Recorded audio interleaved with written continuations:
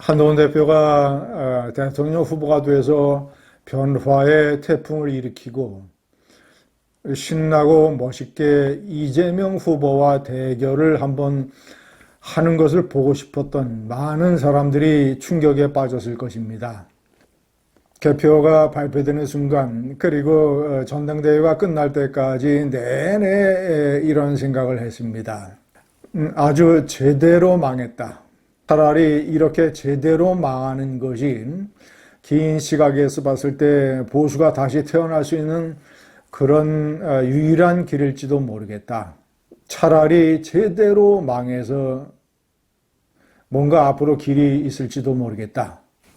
김문수 후보가 당선이 됐는데 그 연설도 그렇고 내내 전체적인 분위기도 그렇고 열기도 없고 열광도 없고 환호도 별로 없고 변화의 새로운 기운도 없고 완전히 말라 비틀어진, 제가 여러 차례 얘기를 했지만 시골 냉장고 속에 있는 식은 빈대떡 같은, 겨우 다행이다라는 표정을 얼굴에서 감추지 못하는 친윤계들, 전체적으로 어떤 하여튼 이 갈라파고스 섬, 이 변화와 진화를 거부하는 늙은 거북들만 잔뜩 모여서 살고 있는 갈라파고스 섬.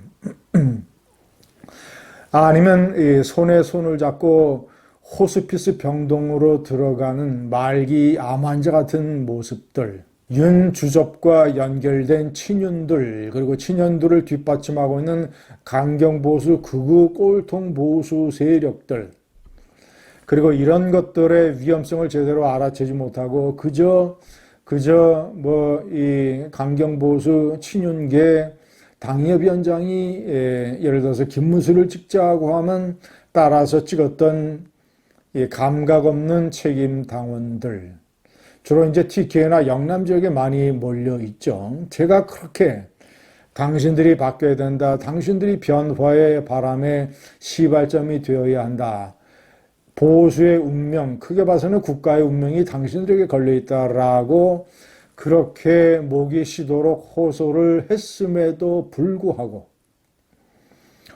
시청자 여러분, 역시 한동훈을 어떻게 해서든지 막아야 된다.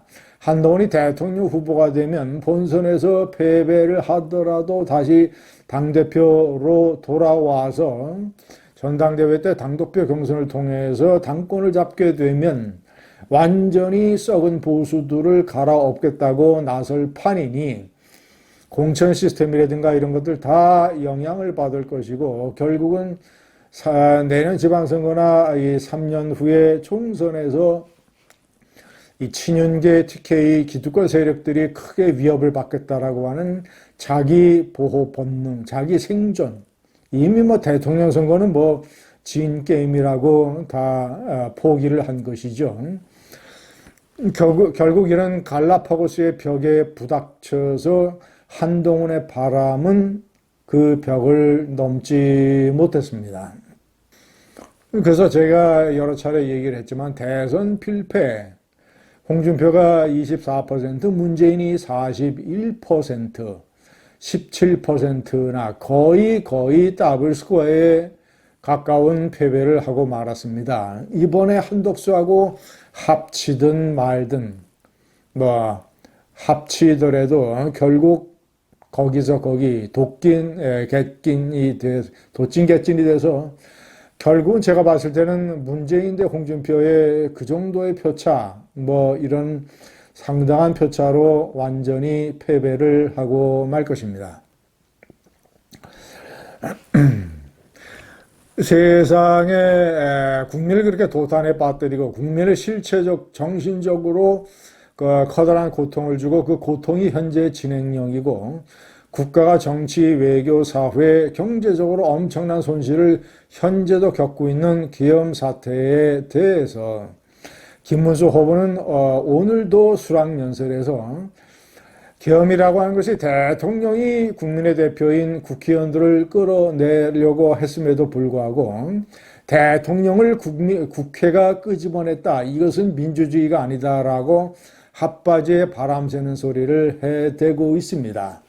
국민의 80% 이상이 계엄에 반대하고 탄핵에 찬성하고 중산층들, 분노한 자영업자들, 서민 등 탄핵에 대해서 찬성하고 계엄에 대해서 분노하는 사람들이 투표일만 기다리고 있는데 저따위 탄핵 반대 계엄 옹호 발언을 후보가 수락연설에서 해대고 있었습니다. 국민의힘 그리고 강경보수, 썩은 보수 아주 오늘 제대로 망했습니다. 완전히 제대로 망해야 재건축이 가능할 것입니다. 감사합니다. 저는 이 대법원의 판결을 이렇게 봅니다. 이미 이번 판결의 주된 내용은 21대 대선에서 결판이 난 사항이다. 결판이 난 사항이다. 이미 선거 과정에서 그 말은 진실이다 아니다를 둘러싸고 양쪽이 치열한 공방을 벌였다. 국민들은 그 치열한 공방을 이미 보고 투표한 거다. 그러므로 국민 배심 재판이 이미 끝났다. 21대 대선에서 이루어진 거다. 그 정치 공방을 국민들이 지켜보고 이재명에 대해서 낙선의 벌을 준 거다. 근데 선거로 처벌받은 것을 또 처벌한다? 그리고 내용으로 들어가 보면 나는 김문기를 모른다 한다. 골프를 쳤다 안 쳤다. 또는 내가 국토부의 3번에 걸친 공문을 보고 압력을 느꼈다 안 느꼈다. 이런 것은 주관적 판단이. 법원이 이 판단을 대신 내려줄 수 없는 것이라고 봅니다. 예를 들어서 골프를 내가 누구하고 같이 쳤다. 몇 월 며칠 날 어디에 가서 골프를 쳤는데 골프를 친 사람 기억하나? 저 기억 못합니다. 그런데 그거를 대법관들이 기억해야 된다라고 어제 명령을 한 겁니다. 그런가요? 자기의 감독기관이고 인허가 기관입니다. 국토부는 성남시하고 입장에서 보면 갑과 을의 관계. 갑이 3번에 걸쳐서 문서를 보내가지고 용도 변경을 해라. 그 압력을 넣었습니다. 그걸 압력으로 느끼는 사람도 있고 단순히 정부 기관 대 기관의 협조사항으로 느낄 수도 있죠. 저는 압력이라고. 그런데 협박이라는 말은 과장된 표현이죠. 협박이라고 볼 수는 없을 겁니다. 그런데 압력을 받을, 그건 굉장히 주관적인 느낌이죠. 저는 무리라고. 그거를 기억해서 옳게 얘기하지 않았다는 걸 가지고 그 당시에 이미 이재명 후보의 진실성에 의문이 제기되었죠. 엄청난 논란들이 있었습니다. 그래서 떨어졌어요. 그런데 그거를 대법관들이 끄집어내 가지고 열흘 만에 판결했다는 것은 예단을 가지고 있었던 거죠. 대법관들이 예단을 갖고 있다. 이재명은 절대 출마시키지 않겠다는 예단을 가지고 있는 거다. 저는 그렇게 봅니다. 대법관 본인들에게는 굉장히 미안한 일입니다만 모조리 서울법대 출신들이죠. 판사들의 권위주의로는 용납 못하는가요? 판사들의 권위주의로는 민주주의라는 것 자체를 용납 못할 겁니다. 판결이라고 하는 것은 민주주의의 과정하고는 완전히 다른 겁니다. 그러니까 그 권위주의의 재판정에서는 신과도 같은 존재들, 작은 독재자들이죠. 평생 거짓을 해온 분들에게는 그 못 받아들이는. 이런 쌍놈이 어떻게, 이런 거짓말쟁이가 어떻게, 말하자면 이렇게 느끼는.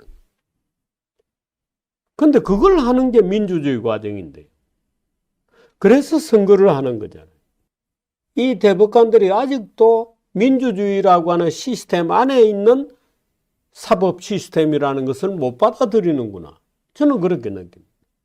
그러니까 고등법원 판결이 나자마자 그 판결문을 가로채듯이 빨리 가져와라. 그래가지고 34일 만에 판결을 해치우는 거.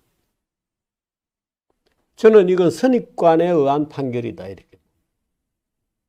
이거는 정치 판단이고 잘못된 거다. 표현의 자유에 지나지 않은 거다.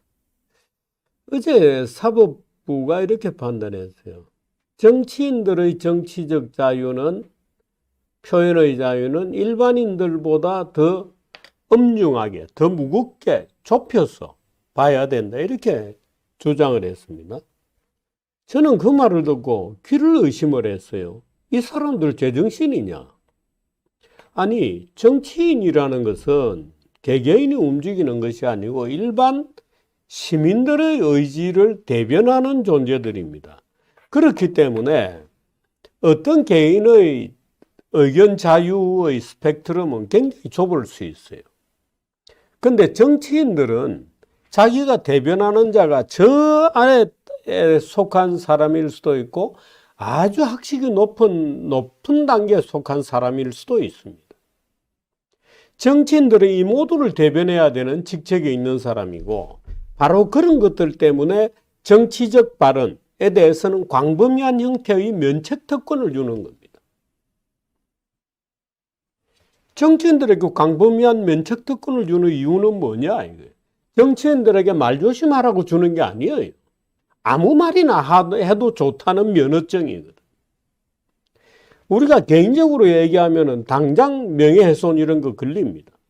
그런데 정치인들에게는 면책을 주는 이유는 정치인들이야말로 그런 과정을 통해서 말하자면 아래 윗단의 소통을 원활히 하자고 하는 취지 때문에 그런 거예요.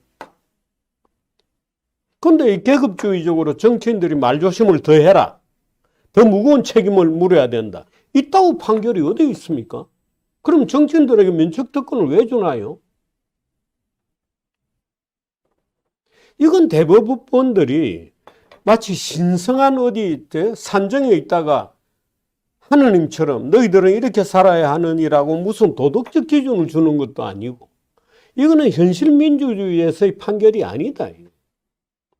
이재명은 절대 출마시키지 않겠다라고 하는 법관들이 굳은 결의의 표현에 불과하다. 저는 그렇게 보는 겁니다. 안 된다 이거는. 도덕주의자들이 정치판에 왜 끼어드냐.